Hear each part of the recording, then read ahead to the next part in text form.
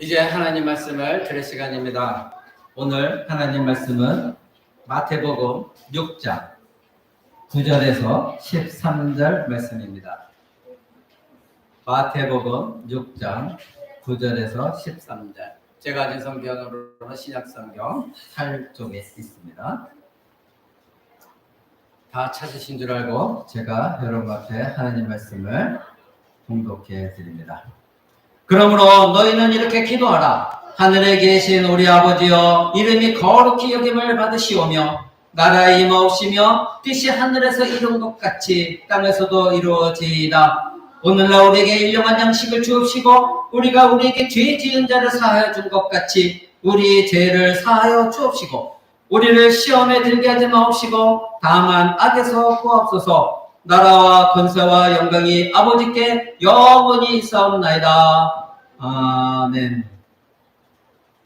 이제 오늘 예수님의 산상설교 31번째 시간으로 주기도문 가운데 시험에 들게 하지 마옵시고 이 제목을 가지고 여러분과 함께 나누고자 합니다. 우리가 지난주에 우리의 죄를 사하여 주옵시고 이 말씀을 여러분이 들으셨습니다.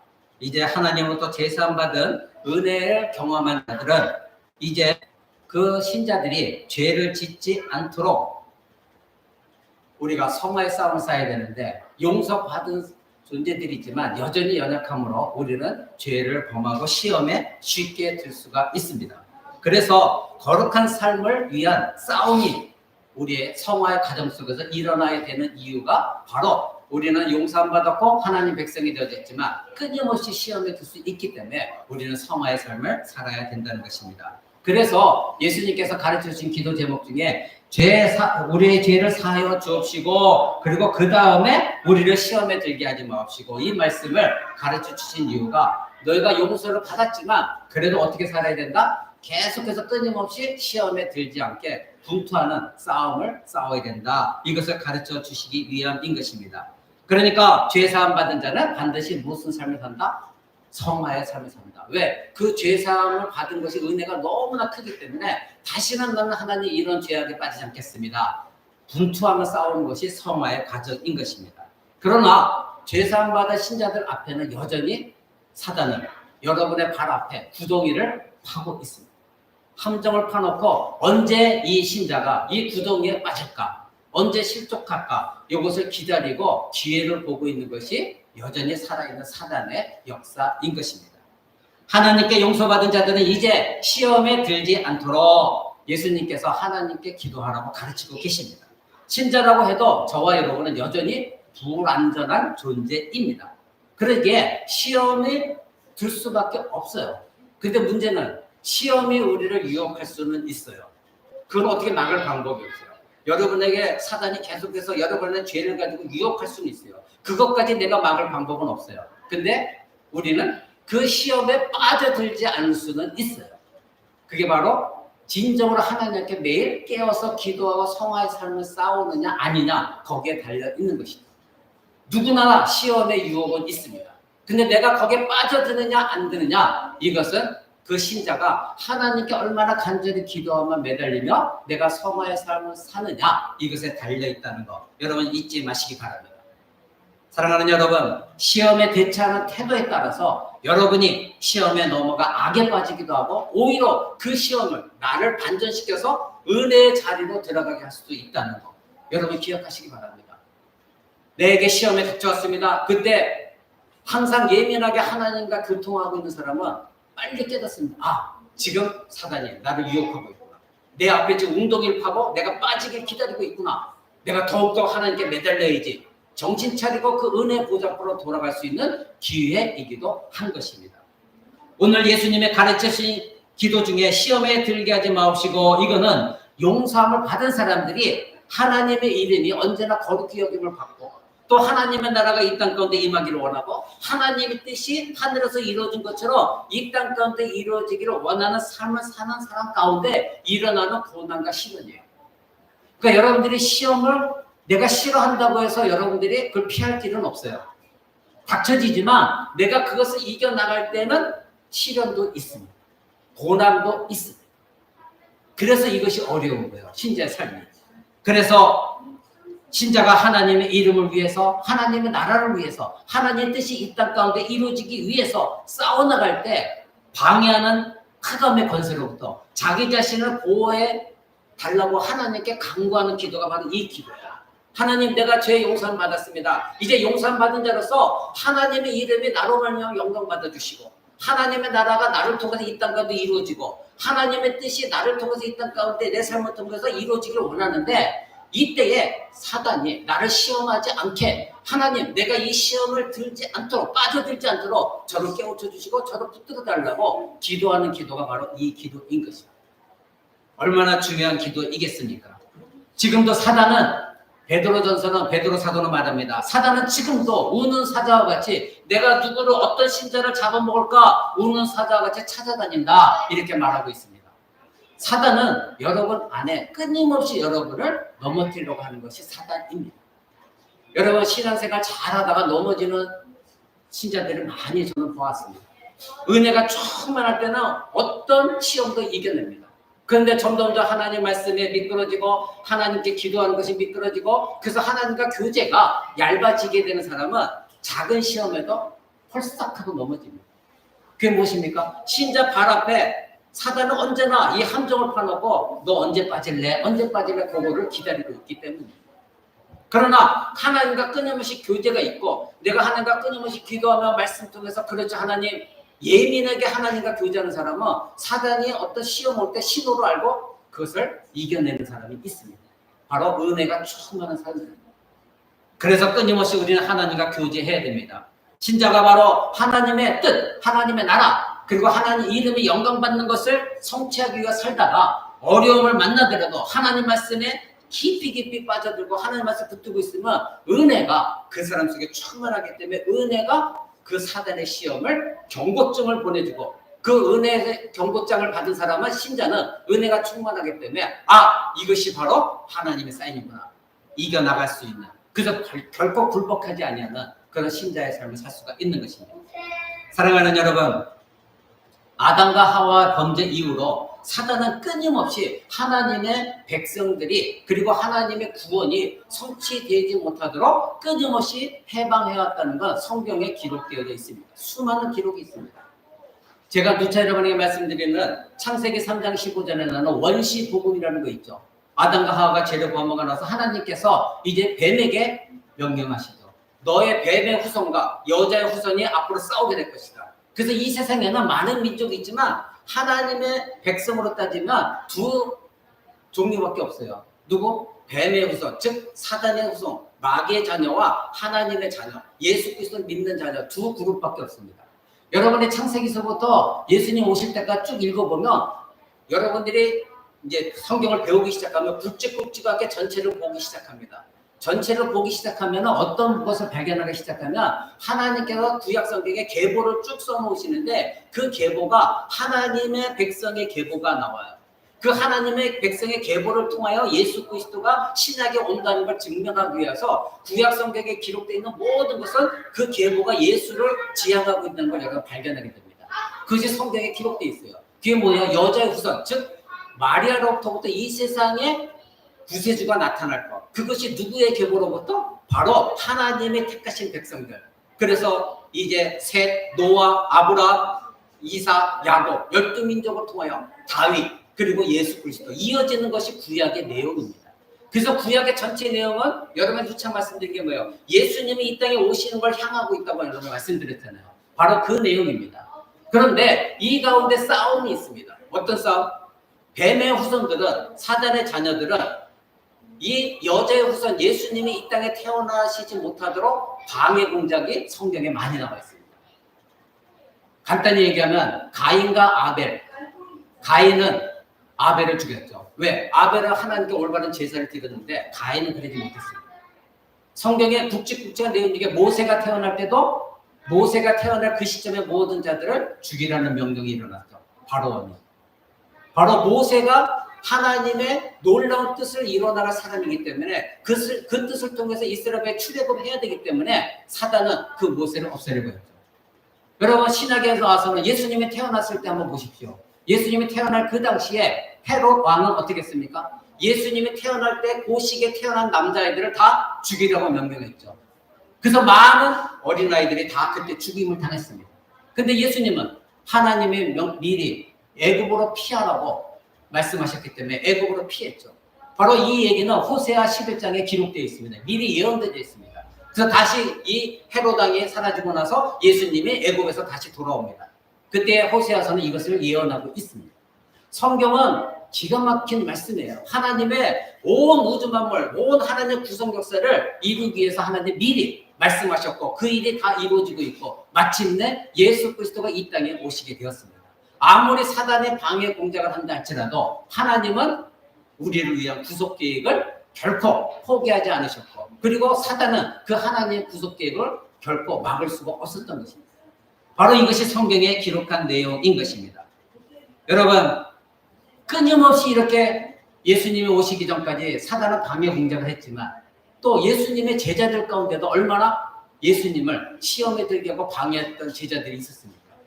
잘 생각해 보십시오. 베드로는 어떻게 했습니까? 베드로는 나중에 예수님을 부인한 거 말고 베드로는 예수님께서 살아생전에 제자들에게 내가 죽을 것이다.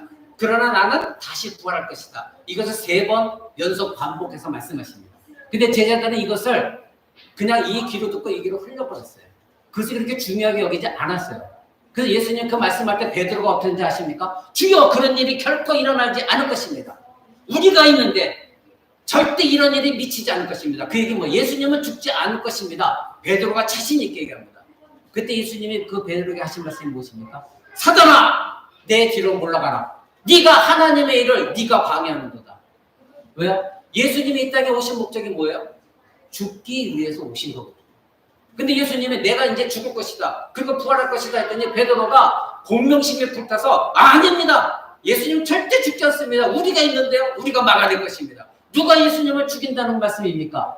그때 예수님이 베드로에게 사단이라고 말씀하시고 베드로 자체가 사단이 아니라 그 베드로가 지금 사단에 넘어간 거예요.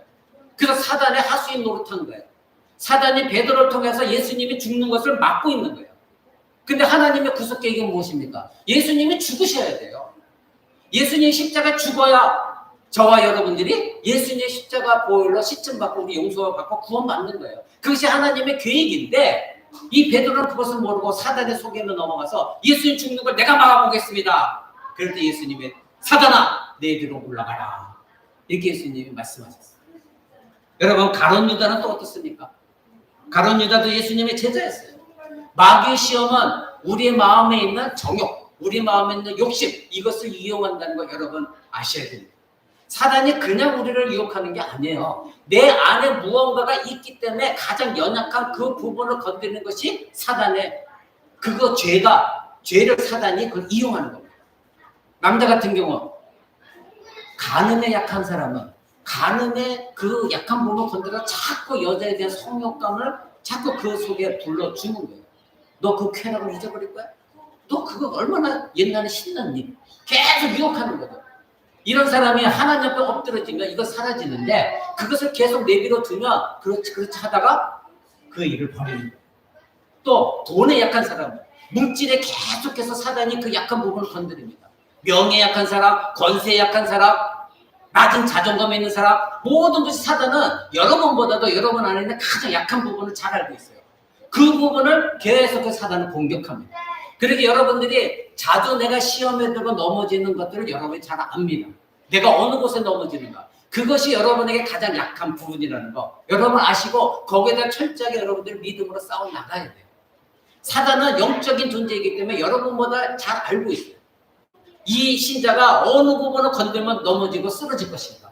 어느 부분을 건드리면 이 사람은 자존심이 센데 이 자존심이 약한 부분을 건드리면 누가 한마디 해도 거기에 확 화가 나가지고 시험 들어서 싸움을 일어나고 교회도 안 나와요.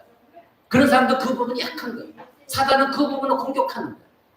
그 사람이 그 신자가 하나님 앞에 깨어 있어서 이 싸움을 싸워나가지 않으면 자기의 연약한 부분에 넘어지는 것입니다. 가룟 유다가 그랬습니다. 가룟 유다는 이 돈에 굉장히 예민한 사람이었고 이 물질을 너무나 사랑하는 사람이었어요.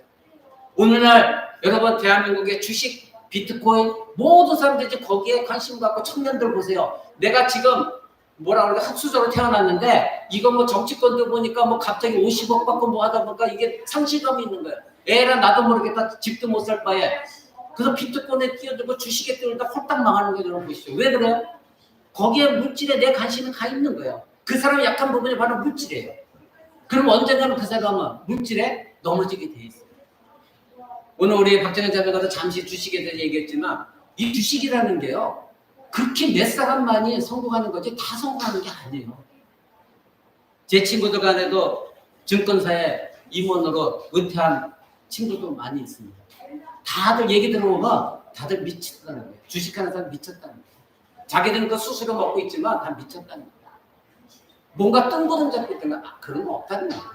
없어요. 다 그 개미라고 하죠. 개미들만 손해보는 겁니다.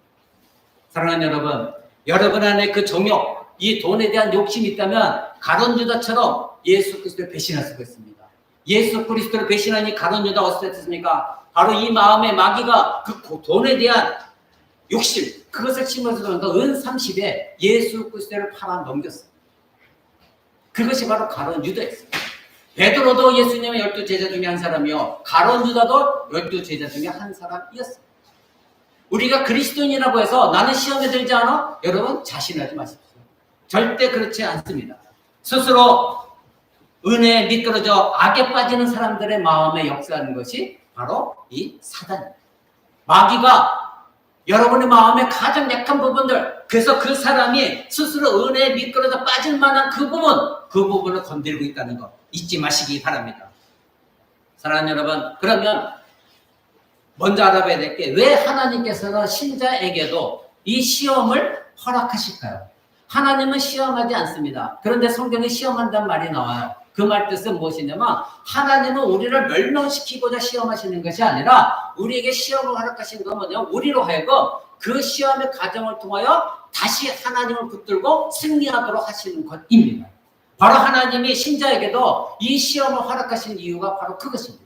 아까 제가 설교 소개에 뭐라고 그랬습니까? 어떤 신자를 시험에 빠져서 완전히 나락에 떨어지는 사람이 있고 어떤 사람은 신자는 그 시험에 닥쳤을 때 오히려 깨닫고 바로 이것이 마귀의 시도구나. 나를 넘어뜨려 하구나. 오히려 은혜 자리로 돌아가는 기회가 되는 것입니다. 바로 하나님께서는 시험을 통해 신자 안에 자신도 모르는 죄의 연약함을 보게 하십니다. 내가 어떤 부분에 시험을 당했을 때 이 부분이 나의 약한 부분이구나. 제가 아까 말씀드렸죠. 우리의 가장 약한 부분을 사단은 우리를 속이고 넘어오기 때문에 거기에 넘어지는 게 우리예요. 그러면 그 약한 부분을 하나님은 우리를 보게 하시는 거예요. 내 부분이 이게 약하구나. 내가 자존감이 약한 사람, 누가 조금만 걸어도 성질 팍 내는 사람은 빨리 깨달아야 돼요. 내가 이 부분이 약하구나. 사단이 나를 이 부분으로 공격하고 있구나. 나는 하나님의 자녀인데 여러분이 자존감이 낮은 이유가 뭐가 있습니까? 제가 지난 시간 말씀드렸죠. 우리의 자존감은 내가 판단하는 거예요. 내가 어떤 사람인가를 느끼는 거예요. 근데 그것이 왜곡되어서 고무줄처럼 느껴진다고 했잖아요. 하나님 말씀의 잣대로 보십시오. 하나님은 여러분은 뭐라고 합니까? 나의 자녀, 내 사랑하는 나의 아들, 딸이라고 말씀하셨어요. 하나님 백성이라고 말씀하셨어요. 그럼 여러분의 자존감이 낮을 이유가 아무것도 없거든요.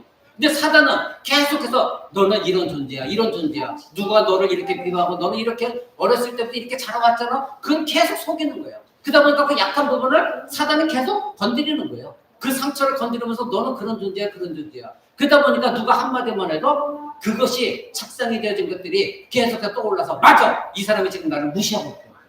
분도 빨리 깨달아야 돼요. 여러분은 그렇게 자존감이 낮을 이유가 없어요. 하나님의 자녀입니다. 오죽했으면 하나님의 아들이신 예수 그리스도 십자가 보혈로 여러분을 덮어주셨겠어요. 근데 여전히 나는 이런 존재야, 이런 존재야.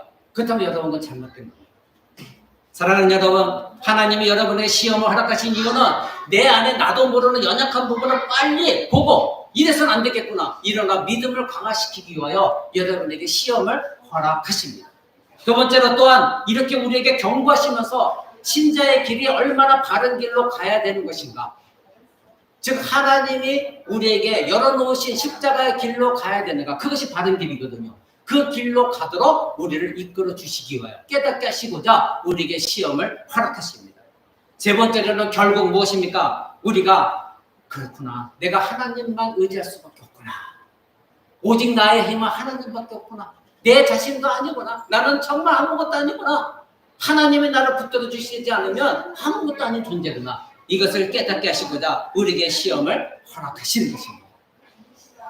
우리가 하나님께 우리가 시험에 들게 하지 마옵시고 기도할 때에 우리가 하나님을 의지하지 않으면 언제든지 우리는 그 시험에 빠져들 수밖에 없는 연약한 존재요, 부패한 존재임을 깨우치시는 것이 하나님이 바로 시험을 통해서 우리에게 알려주시는 것입니다. 아무리 올바른 신자라 하더라도 가끔씩은 하나님보다는 자신을 의지하고 그리고 자꾸 세상을 바라보며 세상의 방법대로 해결하려고 하는 것들이 있습니다. 하나님만을 의지하지 않습니다. 그럴 때에 여러분 바로 깨달으시고 이제는 내가 불안한 존재니 하나님을 의지해야지. 이 시험을 이겨나가는 거 하나님밖에 없다. 견디고 싸워나가는 거, 그것이 바로 우리들이 성화의 삶을 살아가는 출발점입니다. 그래서 이런 것들이 쌓이면 여러분들이 어느 순간 어떠한 시험에도 어떠한 어려운 환경에서 흔들리지 않아요. 그리고 굳건히 서서 이겨나갈 수 있는 신자가 될 수가 있는 것입니다. 사랑하는 여러분, 여러분은 하나님의 백성으로 정말 분투하는 삶을 지금 살고 있습니까? 여러분은 하나님의 이름이 영광 받으시고 하나님의 나라가 이 땅 가운데 임하기를 원하고 있고 또 하나님의 뜻이 하늘에서 이루어진 것처럼 여러분들이 이 땅 가운데 이루어지도록 나를 통하여, 우리 코람들께 통하여, 우리 가정을 통하여, 우리 자녀를 통하여, 우리 남편을 통하여 이 모든 것들이 이루어지길 원하는 그런 분투하는 싸움, 영적 군사로서 세상의 전쟁터에 나가서 영적인 군사로서 여러분들이 싸워나가는 그런 삶을 살고 있습니까? 하나님이 원하시는 것은 여러분이 말씀에 복종하고 그 복음의 진리를 붙들고 어떻게 하면 이 복음을 전달할까? 그래서 내가 복음 전달한 그 사람이 어떻게 올바로 일어서서 승리할 수 있을까? 그 사람을 위해서 기도하면서 싸워나가는 사람, 그 사람들을 하나님이 원하십니다. 왜 여러분을 먼저 하나님의 백성 삼아 주셨을까요? 여러분의 가정 가운데 믿지 않는 남편, 아내가 있다면 왜 여러분을 먼저 하나님의 백성 되게 하셨을까요? 바로 믿지 않는 그 사람들에게 복음을 전하고 그 사람들이 여러분을 봤을 때에 하나님 백성의 삶은 이런 것이구나. 저렇게 고난 가운데도 화평할 수가 있고 평강할 수가 있고 은혜 가운데 넉넉히 이겨나갈 수 있구나. 과연 이 일이 일어나는 일은 무엇 때문인가? 바로 하나님의 믿음이구나. 그들로 하여금 깨닫게 하는 것. 그것은 여러분의 몫입니다. 근데 여러분이 분투한 싸움을 싸우지 않냐고 그 사람들과 똑같은 삶을 살고 있다면 그 사람들에게 무슨 빛이 되어질 것이고 그 사람들에게 무슨 소금의 역할을 감당할 수가 있단 말이에요. 분투하는 삶을 사는 사람들, 이 세상에는 신자 앞에 웅크리고 앉아서 언제 넘어지나 공격하고 넘어뜨리려고 하는 수많은 사단의 유혹들이 있습니다. 근데 그 사단들은 정체가 드러나지 않습니다. 왜? 사단도 영적인 존재이기 때문에 바로 사람들을 통하여 여러분들에게 그런 시험에 들게 하는 것입니다. 때로는 여러분들이 교회 예배당에 나올 때에 여러 가지 많은 예배하지 못하게 하는 일들이 일어나게 될 것입니다. 사람을 통하여 어떤 환경을 통하여. 그럴 때 우리는 그렇죠. 그래 어쩔 수 없구나. 한두 번 양보하기 시작하다 보면 여러분 어느새 그 사단의 속임에 넘어가서 이제는 예배 안 나가는 것이 정상화 되어지는 것. 이런 상태까지 가게 되어 있습니다. 바로 그럴 때 여러분 빨리 깨달아야 됩니다. 지금 사단이 나를 갖고 장난질하고 있구나. 정신 차리고 거기서 싸워 나가야 돼요. 끊임없이 여러분이 기도할 때에 기도하지 못하게 하는 환경들이 자꾸 생깁니다. 여러분들 말씀 볼 때에 말씀 보지 못하게 하는 환경들이 자꾸 생깁니다. 그때 빨리 깨달아야 됩니다. 그 상황에 주저앉아서 어쩔 수 없구나 한다면 여러분은 이미 시험에 넘어가는 것입니다. 사랑하는 여러분, 우리가 시험 들지 않게 하나님의 도우심을 구하는 기도는 마귀나 세상을 두려워하기 때문이 아닙니다. 여러분에게 이미 이 세상을 이길 수 있는 능력을 주셨습니다. 무엇입니까? 믿음입니다. 여러분 안에 계신 성령께 의지해서 여러분은 얼마든지 이겨나갈 수 있습니다. 여러분이 그 성령께 의지해서 이 세상과 싸우기 싫은 것뿐이지 얼마든지 여러분들이 여러분 안에 계신 성령께 의지하면 어떤 상황도 다 이겨낼 수가 있습니다. 단지 여러분이 희생하기 싫기 때문에 여러분이 싸우지 않는 것입니다. 그러니 승리하는 결과가 나올 수가 없는 것이죠. 신자가 자신을 의지하지 않냐고 하나님을 의지하게 하시고자 하나님께서는 우리에게 이와 같이 시험에 들지 않게 하옵소서 기도하는 거예요. 그러면 하나님께 의지해 기도했으니 하나님이 나를 도우실 것을 확신을 가지고 어떤 시험에 들 때 하나님 지금 나에게 경고하시는데 이것을 이겨낼 수 있도록 나를 붙잡아달라. 나 혼자는 힘듭니다. 나는 결단합니다. 성령이 끝까지 나를 붙들어달라고 싸우는 신자가 이겨낼 수 있는 신자입니다. 사랑하는 여러분, 하나님은 전지전능하신 하나님이시고 우리의 아버지십니다. 하나님 아버지는 자기에게 간구하는 하나님의 백성들 자녀들을 결코 버리지 아니하십니다. 우리가 시험을 피할 수는 없습니다. 그러나 사단의 유혹이 오는 것을 막을 수는 없지만, 그러나 사단의 유혹이 우리에게 왔을 때에 거기에 빠져들지 않을 수는 있는 것이 바로 우리의 기도입니다. 하나님께 의지하는 것입니다. 시험이 우리에게 유혹하는 건 우리가 어쩔 수가 없어요. 그러나 그 시험에 당했을 때 내가 거기에 빠져드느냐 안 드느냐, 그것은 여러분에게 달려 있습니다. 내가 하나님을 의지하느냐, 기도로 싸워나가느냐, 이것에 달려 있습니다. 여러분, 시험에 들고 하나님 원망하는 사람은 자기 자신은 자기네 의무를 다하지 않냐고 하나님만 자꾸 원망하는 거예요. 그런 사람들의 대표적인 성품이 뭐예요? 남에게 자꾸 전가시키는 거예요. 아니에요. 내가 싸우지 않았기 때문에 시험에 빠져드는 것입니다. 사랑하는 여러분, 신자의 시험의 종류는 여러분들이 세 가지가 있습니다. 첫 번째는 사단, 두 번째는 이 세상, 세 번째는 인간의 여러분 안에 있는 정욕입니다. 물론 이것을 세 가지를 다 사단이 가지고 장난칩니다. 여러분, 씨 뿌리는 비유를 여러분 알고 계실 것입니다. 마태복음 뒤에 13장 한번 보시기 바랍니다. 마태복음 13장에 씨 뿌리는 비유가 나와 있습니다. 이것은 물론 복음적인 비유이기도 하지만 이것은 또한 오늘 우리가 시험에 드는 비유와 같기도 합니다. 여러분, 거기에 18절부터 보십시오. 마태복음 13장 18절에 그런즉 씨 뿌리는 비유를 들으라. 예수님 하신 말씀입니다. 아무나 천국의 말씀을 듣고 깨닫지 못할 때는 악한 자가 와서 그 마음에 뿌리온 것을 빼앗았나니 이는 곧 길가에 뿌리온 자요 돌밭에 뿌렸다는 것은 말씀을 듣고 즉시 기쁨으로 받되 그 속에 뿌리가 없이 잠시 견디다가 말씀을 인하여 환난이나 핍박이 일어날 때는 곧 넘어지는 자요 가시떨기에 뿌리었다는 것은 말씀을 들으나 세상의 염려와 재리의 유혹에 말씀이 막혀 결실하지 못하는 자다. 자, 세 가지 보십시오. 세 가지 예수님께 하신 말씀이 첫 번째는 길가에 씌워진 말씀입니다. 이 말씀 무엇입니까? 복음의 말씀입니다. 그러면 그 뿌리는 사람은 누구입니까? 농부는 하나님이십니다. 예수 그리스도입니다. 근데 복음의 씨앗이 뿌려졌는데 어떤 씨앗은 길가에 뿌려졌습니다. 여러분, 길가라는 건 뭐죠? 사람들이 많이 다니기 때문에 밟고 다녔더니 이 길가가 어떻게 해요? 길이 딱딱해요. 굳어져 있어요. 거기에 씨앗이 심길 리는 없죠. 농부들이 왜 기경을 하며 땅을 뒤엎습니까? 부드럽게 해서 씨앗이 잘 심겨들기 위해서 땅을 뒤엎는 것이죠. 근데 길가는 수많은 사람들이 다니다 보니까 딱딱해져 있어요. 거기에 씨앗이 뿌려지면 씨앗이 뿌리를 낼 수가 없어요. 그러니까 어떻게 해요? 악한 자, 여기 악한 자라고 하는 건 사단입니다. 그렇게 복음이 어떤 사람이 씨앗졌는데 뿌려졌는데 그 사람의 마음이 길가의 마음처럼 아주 악해요. 아주 딱딱해요. 견고해요. 그래서 하나님 말씀을 안 받아들여요. 그러다 보니까 사단이 와서 뿌려진 말씀을 걷어가서 이 사람이 결실을 맺지 못해요. 그 사람들은 예수를 믿지 않는 사람이에요. 두 번째는 돌밭에, 흙이 얇은 돌밭이에요. 자갈밭이에요. 자갈밭에 씨앗이 뿌려졌어요. 근데 싹이 좀 뭔가 나올 것 같아요. 근데 돌이 너무나 많다 보니까 계속해서 뿌리를 내리지 못해요. 이 돌이 환난과 핍박과 여러 가지 이 세상의 환경 때문에 자라지 못해요. 그게 바로 이 돌밭이라는 거 세상을 말하는 거예요. 이 세상의 여러 가지 문화와 세상 속에 살다 보니까 이 씨앗이 뿌리를 깊이 내리지 못하는 심령을 가진 사람들이 있어요.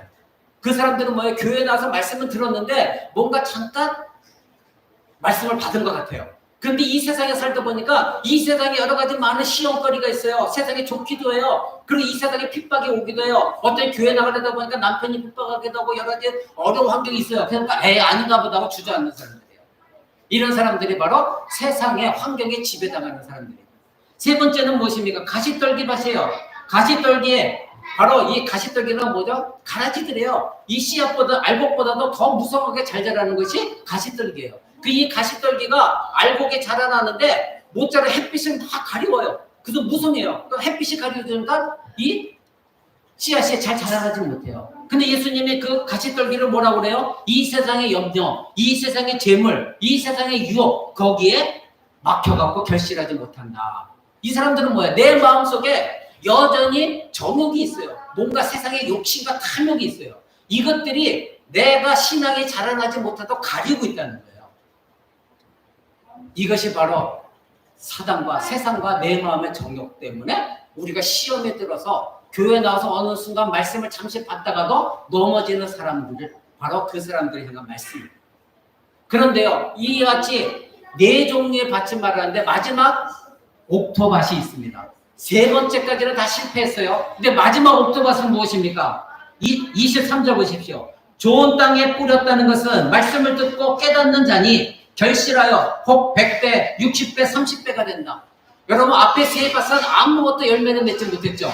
그런데 마지막 한 밭, 옥토밭, 저와 여러분처럼 진실로 말씀대로 살기를 원하고 하나님께 날마다 용서를 구하고 회개하며 은혜 가운데 살기를 원하는 사람들, 이 사람들에게 말씀이 심겨져서 계속 뿌리를 맺은 거예요. 줄기가 잘 자라나고 있습니다. 열매를 맺습니다. 꽃이 피었습니다. 많은 열매를 맺었는데 그 씨앗이 한 열매를 맺은 게 아니라 30배, 60배, 100배 열매를 맺었다는 거예요. 여러분 어떤 목사님들 이 말씀을 가지고 여러분들이 열심히 봉사하고 헌금을 많이 내면 하나님 30배, 60배 갚아줍니다. 그런 뜻으로 예수님 말씀하신 것이 아니라 바로 이와 같이 이 세상에는 하나님 백성들은 옥토밭은 적지만 그 적은 옥토밭들이 내전에는 열매들은 엄청 많다는 거예요. 수많은 이 세상에 안 믿는 사람이 그토록 많지만 그러나 적은 무리가 열매를 맺어내는 그 열매는 30배, 60배, 100배가 된다는 거예요. 사랑하는 여러분, 여기서 사단, 주변 환경, 인간의 세뇌와 염려, 자기의 욕심, 욕망, 이 모든 것들이 바로 여러분들이 시험에 빠지게 하기 때문에 여러분들이 열매를 맺지 못하게 하는 것입니다. 사랑하는 여러분, 여러분이 은혜를 받고 하나님의 이름의 영광과 하나님의 나라와 하나님 뜻이 이 땅 가운데 성취되게 하려고 살려고 할 때에 이 세 가지 원수들은 여러분을 반드시 공격할 것입니다. 바로 사단과 이 세상의 문화들, 가치관들, 그리고 여러분 안에 있는 그 정욕, 욕심, 탐욕, 미움, 시기, 질투들, 이것들이 여러분들이 시험 당하도록 이 세 가지가 여러분을 공격할 것입니다. 바로 사단은 여러분을 대적할 모든 방법으로 여러분들이 바른 신앙에 서지 못하게 계속 유혹하고 여러분들이 그렇게 할 것입니다. 그렇지, 어떻게 신자가 그렇게만 살아?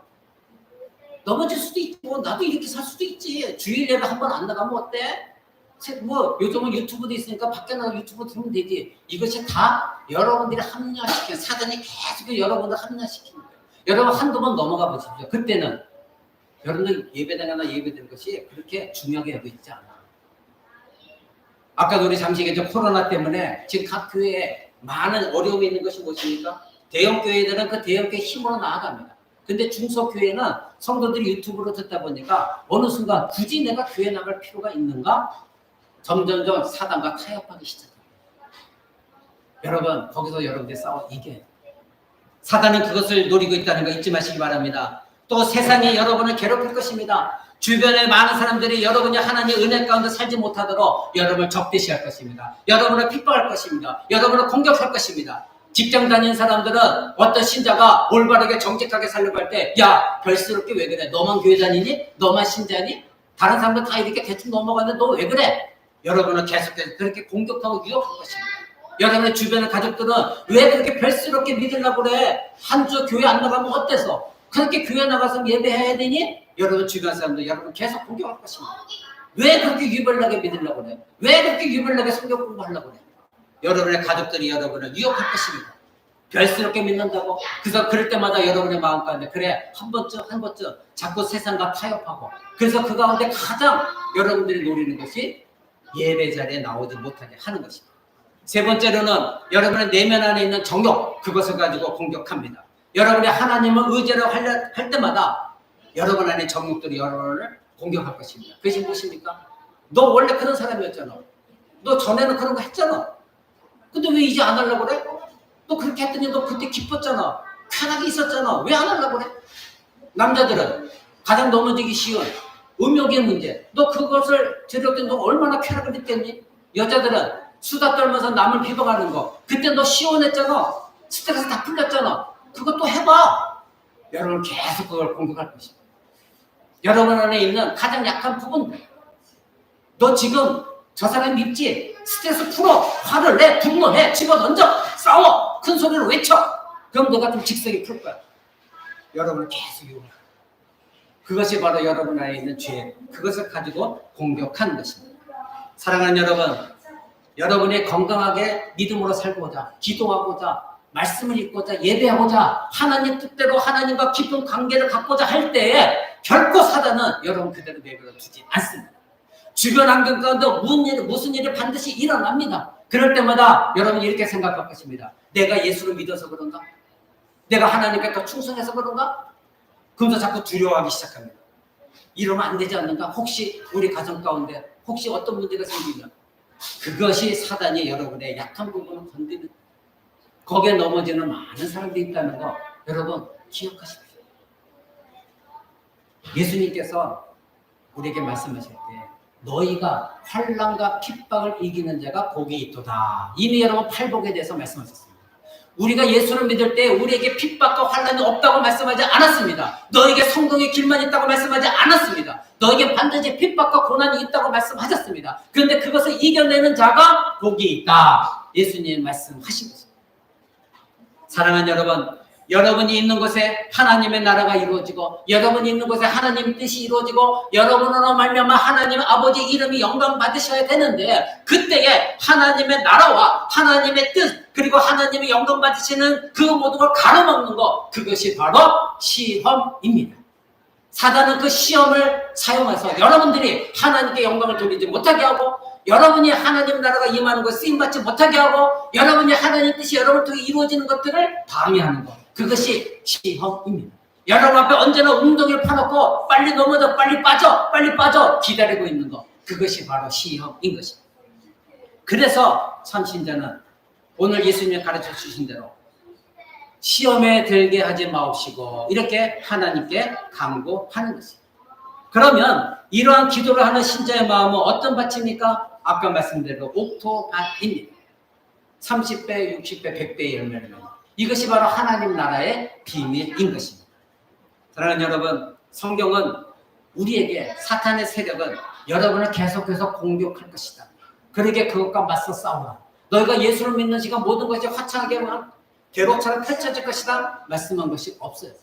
근데 오늘 대한민국 교회는 기복신앙과 현대 복음주의가 잘못 전달되어서 계속해서 성경과 관계없는 복음, 기복, 그리고 자꾸 이상한 은사주의 쪽으로 자꾸 환상, 꿈, 엉뚱한 세상으로 자꾸 데리고 가요.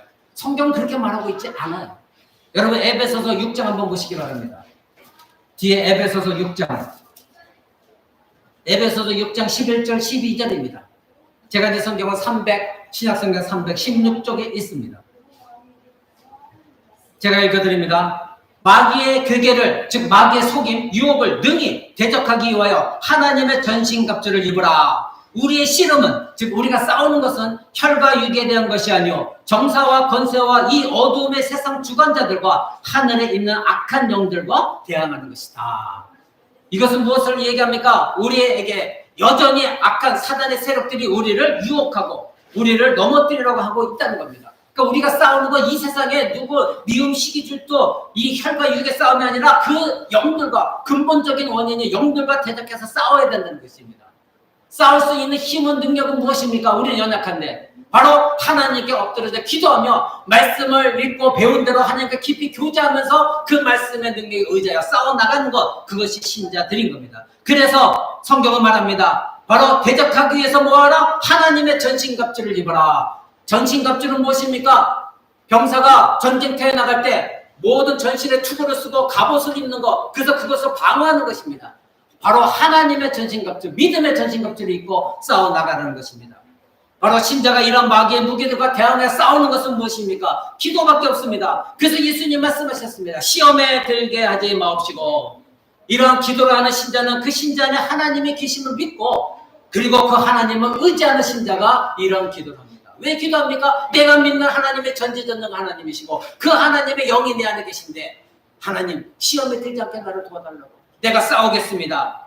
바로 빌립보서 2장 10절은 13절은 이렇게 말합니다. 너희 안에 행하시는 이는 하나님이시니 그가 자기의 기쁘신 뜻을 위하여 너희로 소원을 두고 행하겠습니다. 우리 안에 계시는 분은 누구라고요? 하나님이십니다. 근데 그 하나님이 우리 안에다가 하나님의 기뻐하시는 뜻을 두고 그 뜻을 행하게 하신다는 겁니다. 그러면 그 뜻을 행하시는 건 누구입니까? 하나님이신데 우리로도 하나님의 뜻을 행하게 하십니다. 그러니 여러분 안에 계신 하나님께서 여러분이 하나님 기쁘신 뜻을 행하도록 하나님은 여러분을 도우신다는 것은 자명한 사실입니다.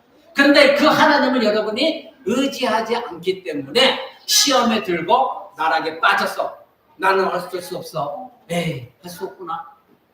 예배도 뭐고 말씀도 뭐고 기도도 뭐고 다 버려버리는 신자. 신자를 할 수가 없죠. 그 사람이 어떻게 될지 우리는 모르지만 만약에 그 사람이 세상으로 간다면 처음부터 그 사람은 거짓 신자였던 것이죠. 그러나 우리는 그들을 위해서 기도해야 됩니다. 만약에 하나님 택한 백성이라면 어떤 방법을 통해 다시 하나님 보좌 앞으로 나오고 우리는 기도해야 되는 것입니다. 사랑하는 여러분, 사단은 끊임없이 여러분을 속이고 여러분은 가라지가 아니라 알곡입니다. 그런데 여러분을 가라지로 바꾸려고 애를 쓰고 있습니다. 마지막 때에 예수님 오실 때 알곡과 가라지를 구분한다고 말씀하셨습니다. 그래서 알곡은 창고에 드리고 가라지는 불에 던지겠다고 말씀하셨습니다. 여러분은 알곡입니다. 근데 알곡이 가라지로 바뀔 수가 있습니까? 바뀔 수가 없는 거예요. 여러분 대답해 보십시오. 여러분에게 하나님이 심으신 복음의 씨앗은 알곡이었습니까? 가라지였습니까? 알곡이기 때문에 지금 이 자리에 나와서 여러분 예배 드리고 있지 않습니까? 근데 알곡인 여러분들을 자꾸 가라지로 바꾸려고 하는 것이 사단의 유혹입니다. 그러면 여러분은 가라지가 될 것입니까? 아니면 내가 싸워나가면서 그 알곡을 유지해서 열매를 맺을 것입니까? 그럼 여러분에게 달려 있습니다. 사랑하는 여러분, 우리가 시험에 들게 하지 마옵시고 우리는 이 기도가 필요한 것입니다. 그래서 시험에 들게 하지 마옵시고는 우리의 결단도 필요한 것입니다. 우리는 하나님께 기도했으면 그 다음엔 하나님 알아서 하시겠지. 그것은 기복 신앙입니다. 물론 하나님이 우리의 모든 문제 해결해 주십니다. 그러나 하나님은 여러분의 구원에 있어서는 하나님이 일방적으로 하나님 주권적으로 하나님이 하시지만 구원받은 다음에 우리가 하나님의 신자로 살아갈 때는 하나님과 내가 함께 협력해서 이 구원의 일을 이루어 나가는 겁니다. 그것이 성화입니다. 그러기에 여러분은 하나님 시험에 들게 하지 마옵소서 이 땡큐 이걸로 기도 끝나는 것이 아니라 여러분의 결단이 있어야 되는 것이 그 기도를 하는 신자의 참된 신앙입니다. 결단이 없는 기도는 아무 소용이 없는 것입니다. 첫 번째로 신자의 정욕이 시험을 부른다는 것을 기억해야 여러분이 결단할 수가 있습니다. 여러분 야고보서 그 뒤에 야고보서 한번 보시기 바랍니다.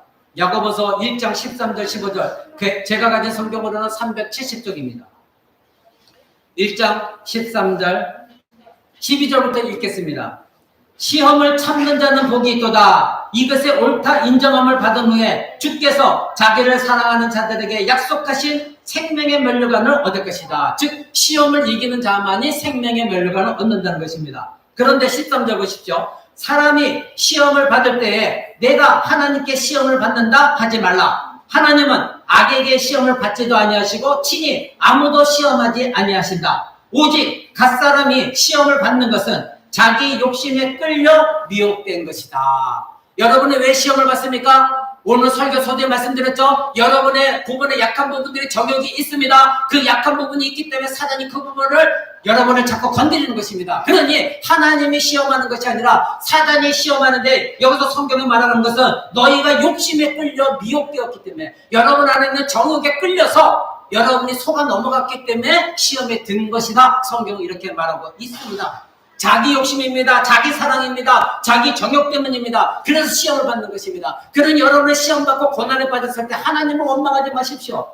하나님은 여러분에게 그렇게 시험에 빠지도록 하나님께서 조정하신 적이 한 번도 없습니다. 여러분이 넘어간 것입니다. 여러분이 결정한 것입니다. 왜? 여러분 안에 이 정욕을 믿음으로 이겨나가지 못했기 때문에 사단이 그 약한 부분을 건드렸을 때 여러분 옳다고 나고 넘어간 것입니다. 즉 하나님과 끈끈한 관계를 버리고 사단과 달라붙어서 여러분이 그 일을 행했기 때문에 시험에 든 것입니다.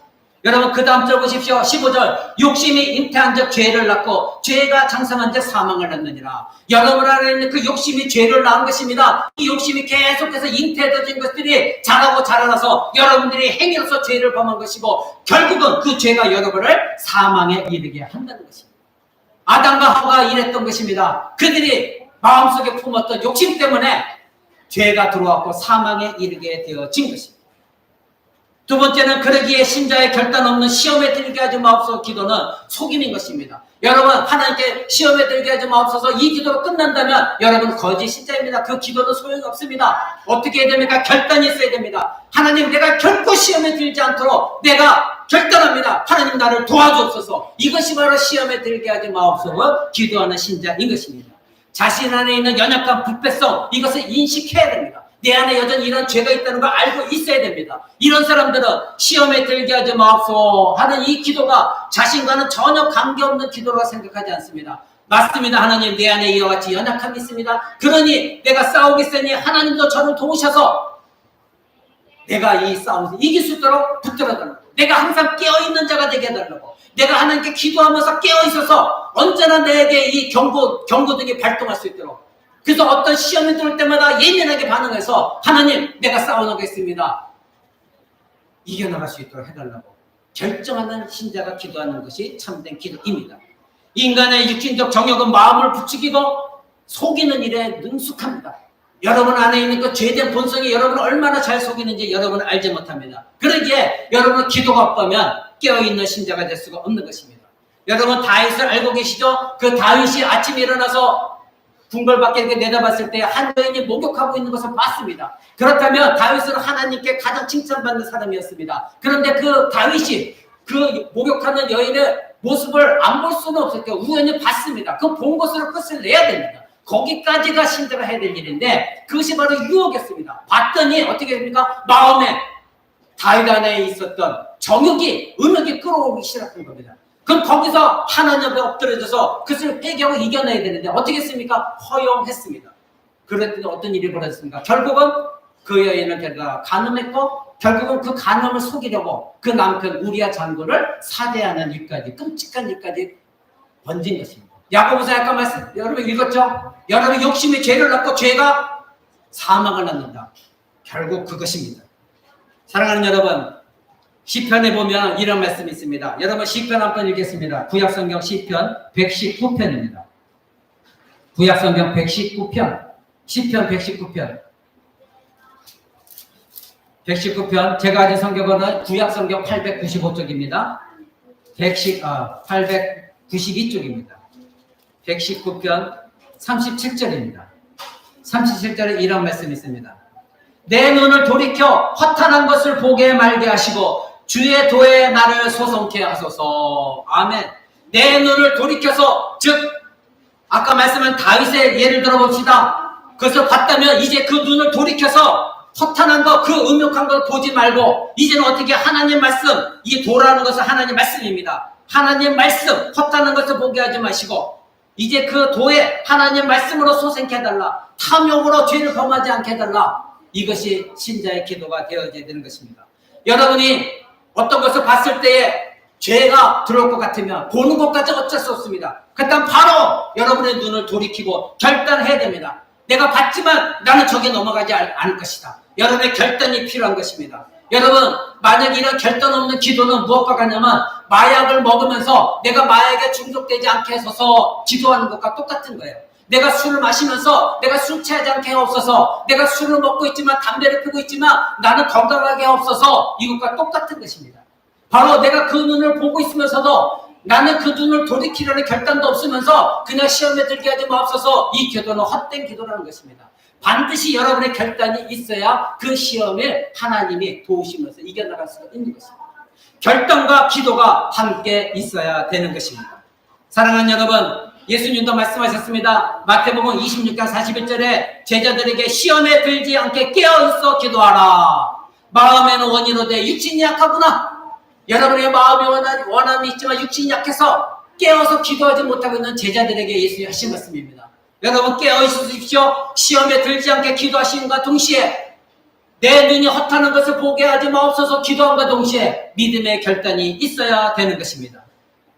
여러분 세 번째로는 죄를 무서워하고 죄를 미워하는 마음을 가져야 여러분이 이겨나갈 수가 있습니다. 죄를 무서워하고 죄를 미워하는 마음은 여러분이 죄에 빠질까 두려워하는 것으로 나타납니다. 이런 신자는 내가 죄에 빠지면 안 되는데, 내가 하나님 앞에 이 죄를 저질러서는 안 되는데 두려움이 있습니다. 다윗이 자신의 눈을 돌이키지 못해 헛다는 것을 보았다 할지라도 하나님을 의식했다면 이래서는 안 되지. 하나님의 살아계신데 그렇다면 그는 그러한 죄악을 범하지 않았을 것입니다. 죄를 무사하지 않는 사람들은 여러분 술을 마시면서도 술의 위험에서 건져달라고 아까 말씀드린 것과 동일한 거예요. 그래서 잠언은 그렇게 말합니다. 여러분 잠언도 한번 보겠습니다. 그 시편을 펼치고 있죠. 뒤에 잠언 바로 뒤에입니다. 23장 31절 32절 한번 보십시오. 잠언 23장 31절 32절 이렇게 말하고 있습니다. 제가 읽어드립니다. 포도주는 붉고 잔에서 번쩍이며 순하게 내려가나니 너는 그것을 보지도 말지어다. 이것이 마침내 뱀처럼 너를 물 것이고 독사같이 너를 쏠 것이다. 여러분이 마시고 있는 그 술이 처음에는 순적하게 잘 내려가죠. 아주 멋지게 보이죠. 그런데 그것이 결국은 여러분을 쏘게 될 것이고 뱀같이 여러분을 독사처럼 물을 것이라는 것입니다. 바로 이것이 여러분 이 죄에서 벗어나야 됩니다. 여러분의 결단이 있어야 됩니다. 네 번째로는 시험에 머물게 하지 마옵소서. 머물고 결단이 없다면 여러분이 허탄한 것을 보고 시험에 빠져들기 때문에 여러분의 결단이 필요한 것입니다. 여러분 아담과 하와가 어떻게 해서 죄에 범했습니까? 하나님 금하신 그 선악과를 봤더니 하와가 봤을 때 성경은 뭐라고 기록합니까? 먹음직하고 보암직하고 탐스럽다는 거예요. 그러면 다윗처럼 그것을 봤으면 하나님이 금하셨으니까 내 눈을 돌이켜서 저걸 보면 안 되지. 믿음의 결단이 있었어야 되는데 하와는 계속해서 먹음직하고 보암직하고 탐스러우니까 그것을 먹고 싶은 마음이 이 안에 들어와서 그 안에 있는 정욕과 결탁이 되어서 결국 하나님이 먹지 말라고 한 것을 따먹은 것입니다. 왜 그랬을까요? 보암직하고 먹음직하고 탐스러운 거예요.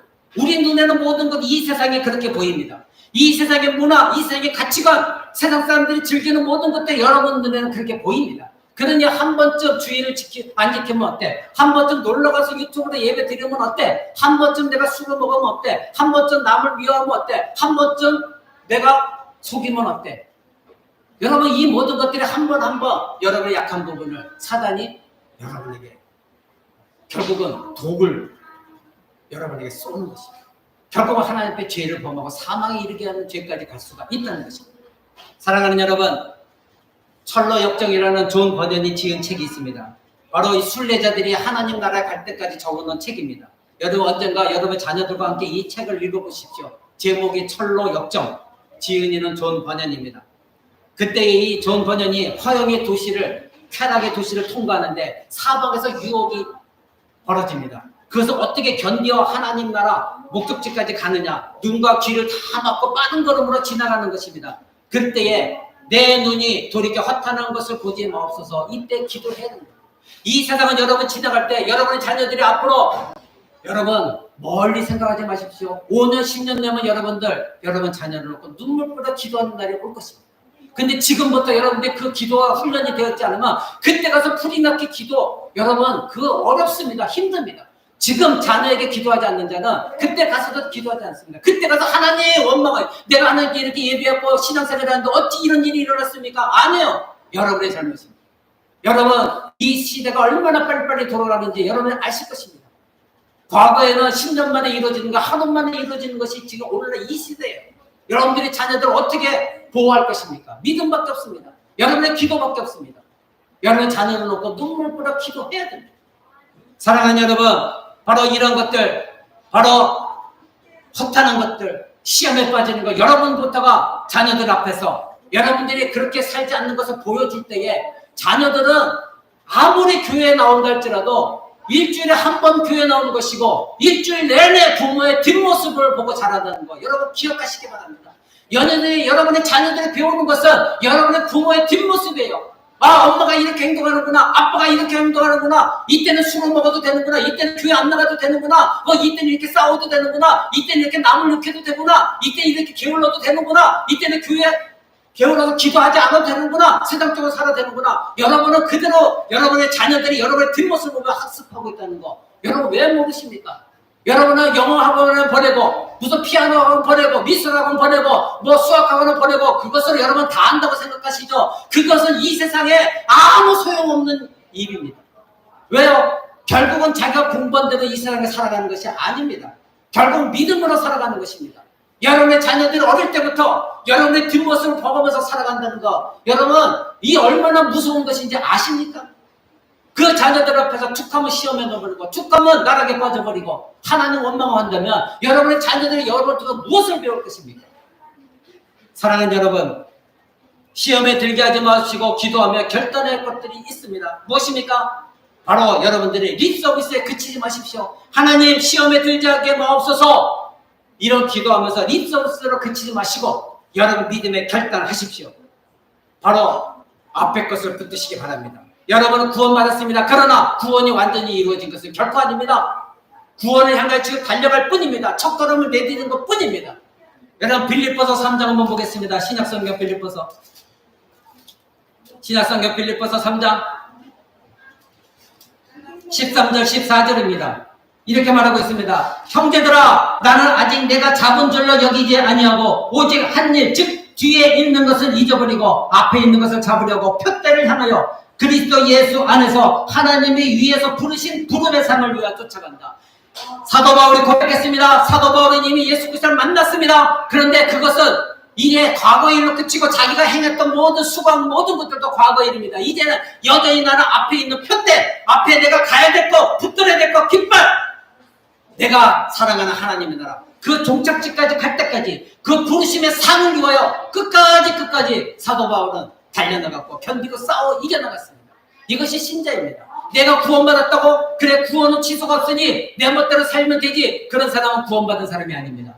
진실로 십자가의 보혈을 깨달았고 그것이 얼마나 귀중한 피이고 하나님의 구원이 얼마나 귀중하고 소중한 것인지, 내가 얼마나 귀중한 하나님의 자녀였으면 나를 위하여 예수님이 십자가에 죽으셨는가, 이것을 깊이 깨달은 신자는 결코 이러한 삶을 살지 않습니다. 앞으로 계속해서 표대를 향하여 부르심의 상, 그것을 얻기 위하여 끊임없이 분투하며 시험에 들지 않으려고 믿음에 결단하며 기도하며 나아가는 자, 그 자들이 진정한 신자인 것입니다.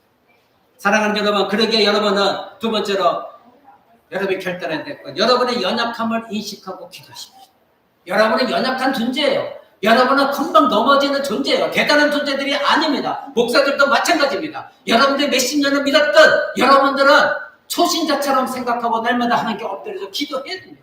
하나님 도와달라고 말씀을 붙들면서 하나님 나와 동행해 주시고 나에게 깨우쳐달라고. 여러분의 연약한 마음속에 있는 모든 정욕들 여러분이 잘 알고 있어요. 누구보다도 여러분이 잘 알고 있어요. 그것과 싸워 이기게 해달라고 여러분 하나님께 기도해야 됩니다. 우리가 강하다면 시험이 두렵지 않을 것입니다. 주님이 가르쳐준 기도는 우리가 연약하다는 것을 우리에게 보여주시기 위해서 기도하라는 겁니다. 너희는 그만큼 시험에 잘 되는 존재들이다. 너희는 그렇게 툭하면 시험에 빠지는 존재들이니 하나님께 기도해라. 그리고 너의 믿음의 결단을 통하여 하나님 앞에서 믿음의 시험에 들지 않도록 싸워나가라 말씀하신 것입니다.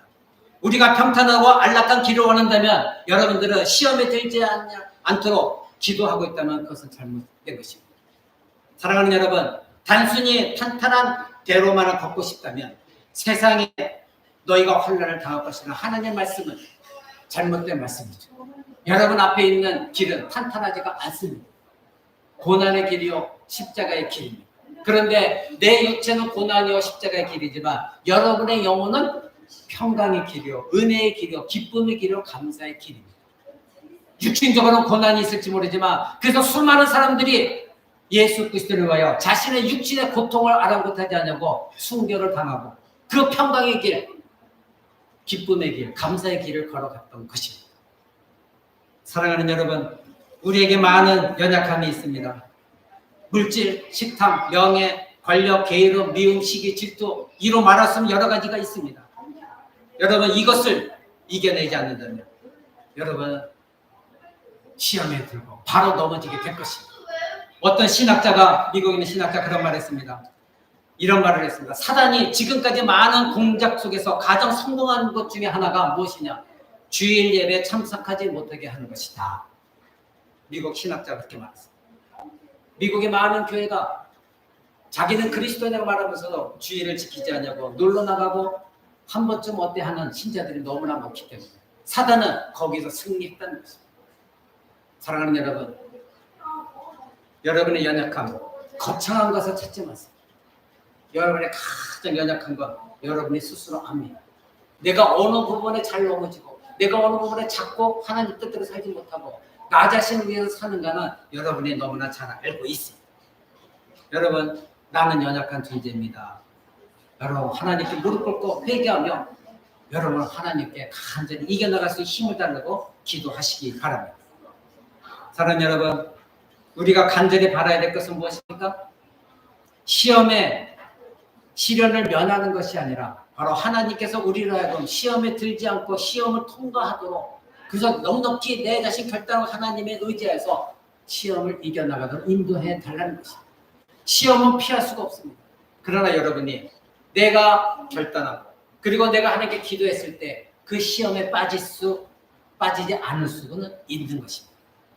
사랑하는 여러분, 여러분이 사망의 음침한 골짜기를 다닌다 할지라도 여러분의 해를 두려워하지 않을 것은 하나님이 여러분과 함께 하시기 때문이다. 이 유명한 시편 24편 여러분 알고 계십니까? 시편 24편 마지막 한 번 더 봅니다. 구약성경 시편 24편 23편 4절 한번 보십시오. 여호와는 나의 목자시니 너무나 유명한 시편입니다. 4절에 이렇게 말합니다. 내가 사망의 음침한 골짜기로 다닐지라도 해를 두려워하지 않을 것은 주께서 나와 함께 하심이라. 주의 지팡이와 막대기가 나를 안위하시나이다. 아멘. 양이 지금 다윗이 지은 시입니다. 근데 다윗은 목자였습니다. 우리의 목자는 예수 그리스도입니다. 우리는 예수님의 양입니다. 근데 우리가 이 세상에 살 때에 사망의 음침한 골짜기를 지날 때가 있습니다. 그럴 때 바로 우리가 그런 사망의 음침한 골짜기를 다닌다 할지라도 우리가 절대 내가 해 당할 걸 두려워하지 않습니다. 왜? 하나님께서 나의 목자인 예수 그리스도께 나와 함께 하신다는 걸 굳건히 믿고 있기 때문에 사망의 음침한 골짜기에서 이리가 나에게 달려들면서 너 예수를 믿을 거야? 너 세상적으로 한번 살아봐. 나를 공격한다 할지라도 나는 두려워하지 않는 이유는 예수님이 나와 함께 하시기 때문에 내 안에 예수님은 살아계시기 때문에 그 예수 그리스도를 의지하고 그 예수님을 바라보며 산다면 어떤 사망의 음침한 골짜기도 두려워하지 않고 지나갈 수가 있는 것이 양입니다. 여러분 생각해 보십시오. 광야에서는 많은 야수들이 있습니다. 늑대도 있습니다. 표범도 있습니다. 근데 이 양은 어린 양입니다. 쉽게 그들의 먹잇감입니다. 그런데 이 양이 그 사망의 음침한 골짜기에 지날 때 두려워하지 않는 이유는 목자가 있기 때문에 목자가 나를 돌봐줄 걸 확신하기 때문에 그 목자가 지팡이와 막대기로 그 짐승들을 다 물리칠 것을 믿기 때문에 목자만 따라다니는 겁니다. 저와 여러분은 예수 그리스도의 양입니다. 여러분이 시험에 들 때에 이 사망의 음침한 골짜기를 지나갈 때에 예수 그리스도를 만약 의지하고 믿음에 결단하며 시험에 들지 않게 되도록 기도하고 예수님을 의지한다면 여러분들은 해를 두려워할 이유가 없습니다. 시험을 두려워할 이유가 없습니다. 넘어갈 이유가 없습니다. 바로 사망의 음침한 골짜기에 있다 할지라도 예수 그리스도만 붙들고 믿음에 결단하여 이겨나는 여러분 되시기 바랍니다. 말씀 맺고자 합니다. 그러므로 우리는 시험과 시련의 도가니 속에서 벗어나기를 그것만 구할 것이 아니라 여러분 안에 임재하신 예수 그리스도 그분을 의지하고 나도 결단하겠습니다. 내 안에 있는 이 욕심이 죄고 죄가 잉태해서 사망을 낳는다고 했으니 내가 이 안에 있는 정욕 죽여나가겠습니다. 시험에 들지 않기를 결단합니다.